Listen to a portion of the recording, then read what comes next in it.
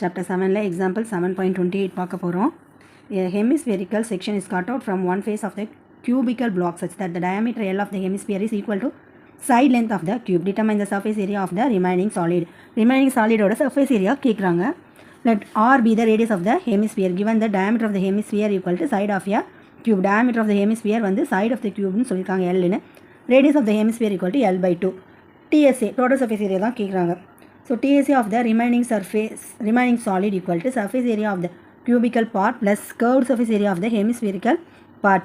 6 into h square plus 2 pi r square minus pi r square. 6 into h square plus இதில் 2 pi r square இருக்குது, இங்கே 1 pi r square இருக்குது. So அது minus பண்ணக்குள்ள pi r square வந்துடும். 6 into l square plus pi into 1 by 2 whole square. 1 by 2 whole square பண்ணக்குள்ள 1 by